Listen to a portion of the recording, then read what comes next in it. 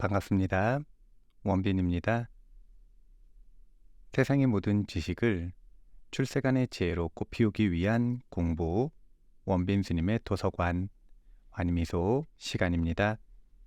오늘은 뇌의 가장 깊숙한 곳 두 번째 읽도록 하겠습니다.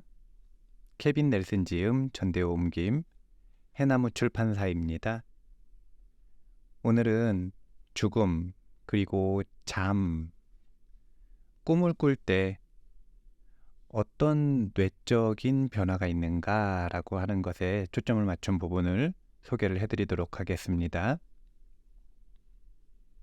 죽음과 잠, 사느냐 죽느냐로 시작하는 독백에서 햄릿은 죽음을 절대적인 소멸을, 철저히 없어지는 잠을 열망한다. 그러나 곧이어 그는 생각을 바꾼다. 깊은 잠과 같은 죽음이 매일 밤 어떤 꿈을 선사할지 누가 알겠는가? 또한 햄릿은 어떤 여행자도 돌아오지 못하는 개울 너머 미지의 나라에 진입할 때 자신이 무슨 일을 겪을지 걱정한다. 유사 이래로 사람들은 잠과 꿈이 연결되어 있다고 생각해왔다. 셰익스피어는 그 생각을 긍정한다. 그러나 과학은 그 연결이 뇌에서 어떻게 나타나는지를 생물학적으로 기술할 도구를 이제야 마련하기 시작했다. 신경과학자인 나는 왜 죽어가는 뇌가 의식을 완전히 잃기 직전에 잠이 든다고 추측할까? 위기에 처한 뇌가 렘 의식을 켜는 것은 얼핏 보면 생물학적 가치나 생존 가치가 거의 없는 듯하다. 맹수에게 목을 물린 호모 에테루투스에게 렘 의식이 무슨 도움이 되겠는가? 렘 의식에 대해서, 그리고 뇌가 렘 의식을 산출하는 방식에 대해서 조금 더 알고 나면 우리는 이 질문을 다른 시각으로 보게 될 것이다. 죽음이 다가올 때 뇌가 렘 의식으로 이행하는 방식을 제대로 이해하려면 우리 뇌에서 가장 오래된 부위들, 특히 각성 시스템과 뇌관을 조금 더 자세히 살펴볼 필요가 있다. 임사체험의 원천을 더 나중에 진화한 대뇌 피질에서 찾는 신경과학자들에게는 뇌관의 역할이 반직관적일 것이다.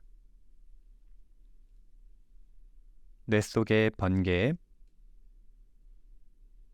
우리의 자연적인 삶에서 뇌 활동이 멈추는 일은 결코 없다.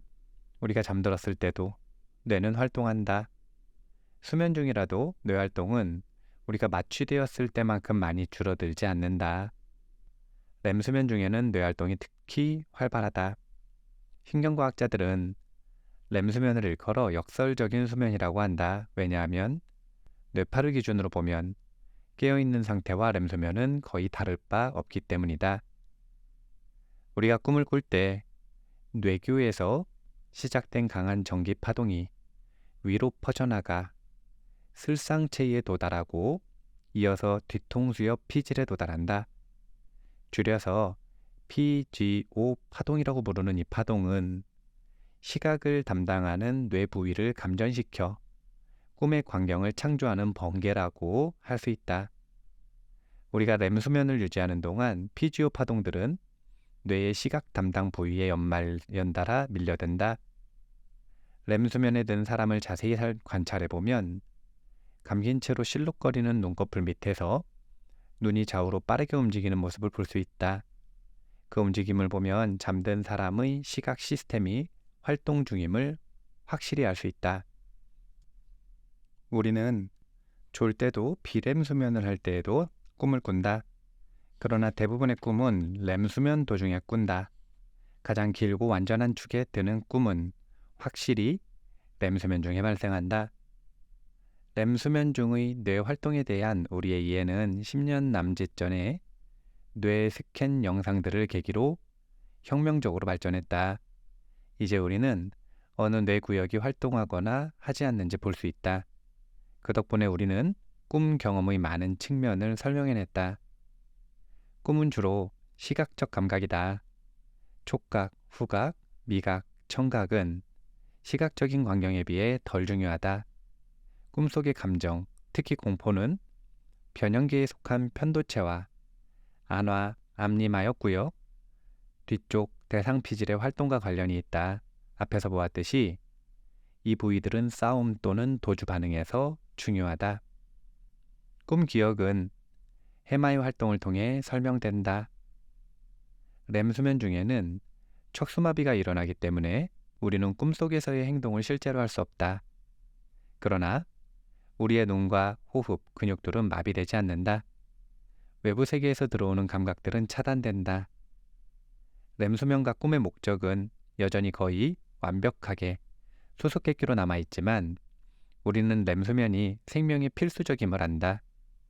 렘수면을 박탈하면 음식 섭취를 중단했을 때보다 더 빨리 사망에 이른다.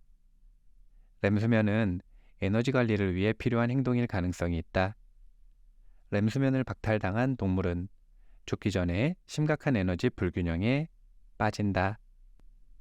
렘수면과 기억의 관련성은 명백하지만 구체적으로 어떤 관련이 있느냐는 논쟁거리다. 렘수면 중에 어떤 뇌 부위들이 꺼지는지는 어떤 뇌 부위들이 켜지는지에 못지않게 중요하다. 꺼지는 부위들 중 하나는 뒤 바깥쪽 앞니마옆 피질이다. 숙달된 의사가 부르기에도 번거로운 이름을 가진 이 부위는 논리적, 문제풀이 능력과 실행 또는 계획 능력을 위해 결정적으로 중요하다. 이 부위는 정보, 생각, 감정을 조직화한다. 우리가 쾌락을 뒤로 미룰 때 이 부위가 역할을 한다. 꿈꾸는 당시에 꿈이 현실처럼 느껴지고 우리가 꿈을 꿈으로 알아채지 못하는 이유는 이 부위가 꺼지기 때문일 가능성이 매우 높다. 꿈이 흔히 맥락이 없고 혼란스럽게 보이는 까닭도 부분적으로 이 부위가 꺼지기 때문이다. 꿈속에서는 시간, 장소, 인물이 갑자기 엉뚱하게 바뀐다. 홉스는 꿈을 선망이라고 썼다. 꿈에 빠진 사람은 광인 못지않게 미친 상태다. 꿈속에서 우리는 의지하지 않는 행동을 한다. 우리 꿈의 광기는 막무가내로 발생한다. 성 아우구스티누스는 꿈에 대해서 다른 견해를 보였다. 그는 고백록에 이렇게 썼다. 눈이 감겨도 이성은 활동을 멈추지 않는 것이 분명하다. 그러나 뇌 스캔을 통해 확인해보면 우리가 꿈꿀 때 뇌의 추론 담당 부위는 활동을 멈춘다. 하지만 성 아우구스티누스가 지적하려 한 것은 최근에야 분명하게 밝혀진 어떤 사실일지도 모른다. 자각몽. 만약에 뒤 바깥쪽 앞니마옆 피질이 렘수면 중에 꺼지지 않고 활동한다면 우리는 꿈이 전개되는 동안에 그것이 꿈임을 알아챌 수 있을 것이다. 이런 상태를 일컬어 자각몽이라 한다. 혼성 의식 상태의 하나인 자각몽은 임사체험과 매우 유사할 수 있다. 자각몽은 렘수면 상태와 깨어있는 상태가 혼합된 결과인데 사람들은 모든 꿈의 3%에서만 이런 변방의식 상태에 든다. 자각몽은 꿈꾸는 동시에 깨어있는 상태라고 할 수 있다. 이런 상태에서 꾸는 꿈은 우리가 완전히 깨어있을 때 보는 세계 못지않게 실제적으로 느껴진다. 자각몽은 꿈의 초현실성과 이성 사이에서 위태로운 균형을 유지한다. 자각몽을 꾸는 사람은 대개 렘수면에서 자각몽으로 진입한다. 그러나 깨어있는 상태에서 곧장 이행을 거의 느끼지 못하면서 자각몽으로 진입하는 경우도 있다. 자각몽을 꾸는 사람은 흔히 비정상성을 느끼면서 자신이 꿈을 꾸는 중이라고 의심하게 된다. 예컨대 자명종 시계의 버튼이 나사처럼 생겨서 끌 수 없을 때 또는 책에 인쇄된 단어들이 희미하거나 괴상할 때 의심이 생긴다. 어떤 뇌 과정이 실제와 상상을 구별하는지 우리는 모른다. 하지만 그 과정이 렘수면의 변방에서 뒤죽박죽되는 일이 잦다는 것만큼은 확실하다. 자각몽은 신기한 현상에 불과하지 않다. 수백 년 전부터 티베트 불교에서 자각몽은 영적인 도구였다. 아마 다른 영적 전통들도 자각몽을 중시할 것이다. 우리는 꿈을 자각하는 법을 배울 수 있고 연습을 통해 그 솜씨를 향상시킬 수 있다. 이를 위해 여러 기술이 고안되었는데 대부분은 정신적인 훈련에 의지하거나 우리가 꿈꾸는 중임을 알아차게 해주는 단서들에 의지한다. 자각몽을 꾸는 데 익숙한 사람은 자각몽 속에서 공포, 영적 황홀경, 성적인 쾌락을 비롯한 다양한 감정을 느낄 수 있다. 섹스는 자각몽의 주제로 흔히 등장한다. 심지어 자각몽의 절정에서 오르가즘을 느끼는 경우도 있다. 자각몽에 대한 기억은 평범한 비자각몽 이후의 파편적인 기억보다 더 완전하다. 자각몽은 당사자가 깨어난 다음에도 생생하게 유지된다. 자각몽에 관한 아래의 진술을 읽어보면 우리가 살펴본 임사체험들 중 일부와 자각몽이 얼마나 비슷한지 실감하게 될 것이다. 나는 내가 꿈꾸는 중임을 알아챘다. 나는 양팔을 들어 올렸고 떠오르기 시작했다. 검은 하늘로 떠올랐고 검은 하늘은 쪽빛을 거쳐 짙은 자주색, 연보라색, 흰색으로 그 다음에는 아주 밝은 빛으로 바뀌었다. 내가 상생하는 동안 그때까지 들어본 가장 아름다운 음악이 줄곧 울렸다. 악기 소리보다 목소리에 가까운 듯했다. 내가 느낀 기쁨을 말로 표현할 수 없다. 나는 아주 천천히 땅으로 다시 내려왔다. 내가 삶의 전환점에 이르렀고 옳은 길을 선택했다고 느꼈다. 그 꿈, 내가 경험한 기쁨은 일종의 보상이었다. 적어도 나는 그렇게 느꼈다. 나는 계속 음악을 들으면서 오랜 시간에 걸쳐 천천히 깨어났다. 행복감은 여러 날 지속되었고 기억은 영원히 남았다. 여행하는 느낌, 행복감, 기쁨, 전환점 도달, 땅으로 돌아옴은 모두 임사체험의 특징이다. 경험에 대한 기억이 경험자의 영혼에 깊이 새겨졌다는 사실도 마찬가지다. 어느 여성은 나에게 편지를 써서 자신의 임사체험이 렘수면과 깨어있는 상태가 뒤섞인 일종의 자각몽을 일으킨 듯하다고 밝혔다. 알고 보니 그 여성의 경험은 자각몽과 임사체험의 관련성을 보여주는 흥미로운 사례였다. 애는 나의 연구에 관한 글을 잡지에서 읽고 나에게 연락을 취했다. 그녀는 14년 전에 교통사고를 당하고서 영적이지는 않지만 몇 가지 점에서 그녀를 바꿔놓은 경험을 했다. 터널이나 밝은 빛은 없었습니다. 하지만 저는 신체 이탈 경험을 했고 제 삶이 성광처럼 눈앞에 떠오르기도 했어요. 고요, 행복, 따스함도 느꼈고요. 그때 이후로 저는 죽음을 두려워하지 않습니다. 하지만 전통적인 의미의 사후세계가 있다는 확신은 여전히 들지 않아요. 제가 보기에 저는 여전히 불가지론자입니다. 라고 그녀는 썼다. 애는 교통사고 이후에 시작된 괴상하고 복잡한 수면 문제 때문에 편지를 쓰기로 했다. 영성은 그녀의 관심사가 전혀 아니었다. 애는 이렇게 썼다. 꿈꾸는 중에 제가 다시 몸속으로 떨어진다고 느낄 때가 가끔 있습니다. 깨어난 다음에도 꿈이 계속되는 것처럼 느낄 때도 있고요. 완전히 잠들기 전인데도 꿈꾸는 중이라고 느낄 때도 있어요. 말하자면 깨어있는 상태에서 수면 상태로 또는 그 반대로 이양할 때 지체가 일어난다고 할 만합니다. 우리는 성 아우구스티누스가 나름대로 옳았다고 인정해야 할 듯하다. 그는 꿈이 너무나 현실적인 것에 충격을 받았다. 어쩌면 그가 자각몽을 꾸었을지도 모른다. 그는 현실과 구분하기 힘든 꿈의 생생함을 놓고 고민했고 꿈속에서의 도덕적 행동과 깨어있을 때의 도덕적 행동을 구분해야 한다고 느꼈다.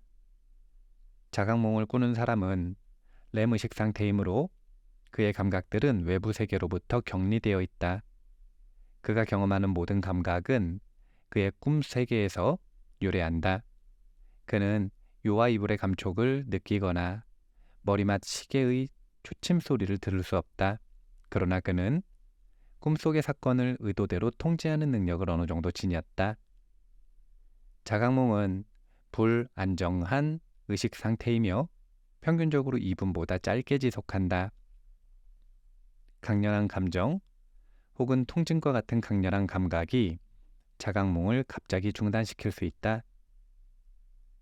깨어있는 상태에서 능동적으로 상상하는 사람과 실제로 자각몽을 꾸는 사람을 어떻게 구별할 수 있을까? 누군가가 정말로 자각몽을 꾸는 중임을 증명하려면 그의 꿈 세계에서 유래한 확실한 증거가 필요하다. 스탠퍼드 대학교의 스티븐 라베르즈 박사와 그의 연구팀은 어느 누구보다 더 집중적으로 자각몽을 연구해왔다. 라베르즈는 자각몽을 꾸는 훈련을 받은 여러 피실험자의 몸에 의료 장비를 연결하여 뇌파, 안구운동, 호흡, 근육 상태를 측정했다. 피실험자는 미리 합의한 대로 안구운동이나 호흡 패턴을 일종의 모스부호로 활용하여 자신이 자각몽을 꾸고 있음을 연구자들에게 알렸다. 그때 피실험자의 손과 발은 움직일 수 없는 상태였다. 이런 생리학적 측정 결과들은 피실험자가 렘수면 상태이지만 놀랍게도 타인과 소통할 수 있음을 입증했다. 최근에 나온 연구 결과들은 꿈을 더 많이 자각할수록 뒤, 바깥쪽, 암 이마엽이 더 많이 활동함을 시사한다. 건물 옥상에서 떨어진 사람이 공중에 둥둥 떠다니는 것이 불합리함을 꿈꾸는 당사자가 알아챈다면 그것은 렘 의식의 다른 부분들은 그대로 지속되는 가운데 뒤 바깥쪽 앞니마엽 구역이 다시 켜졌기 때문일 수 있다. 자각몽은 학습 가능하므로 뒤 바깥쪽 앞니마엽 피질의 활동은 적어도 어느 정도는 우리의 통제하에 있는 듯하다. 최근에 이루어진 정교한 뇌파 측정은 자각몽이 렘수면과 깨어있음 사이의 의식 상태라는 사실을 보여주었다. 비자각 렘 의식에서 자각 렘 의식으로의 이행이 일어날 때 시상과 피질 사이의 공명 에너지가 증가하여 깨어있는 상태와 비슷해진다. 자각 렘 의식 상태에서 뇌파의 리듬은 초당 40회로 뇌 곳곳에서 유래한 감각과 생각이 결합돼 온전한 의식적 지각이 형성될 때 뇌파의 리듬과 동일하다. 오늘 꿈을 꾸는 것 그리고 자각몽이 일어난다라고 하는 것이 두뇌에서 어떤 일이 벌어지는지에 대한 간략한 소개를 해드렸습니다. 제가 수행 지도를 할 때 항상 졸음에 들어가는 그 순간의 감각을 힌트로 삼을 필요가 있다라고 하는 조언을 해주거든요. 무슨 힌트냐면 일상의식과는 다른 의식으로 통하는 힌트. 그때 깨어있음을 유지할 수 있다면 가수면 상태, 몰입되고 집중된 상태로 나아가는 입구가 열릴 수 있다라는 걸 자주 언급을 했고, 그리고 죽음과 꿈의 과정은 아주 유사하다라고 하는 말을 자주 하는데요. 그런 내용들을 생물학적으로, 화학적으로 어떤 일이 벌어지는지에 대한 힌트들을 이 책에서 찾을 수 있을 것 같습니다. 뇌의 가장 깊숙한 곳. 오늘 마치겠습니다. 세상의 모든 지식을 출세간의 지혜로 꽃피우기 위한 공부, 원빈 스님의 도서관, 환희미소 시간이었습니다. 감사합니다.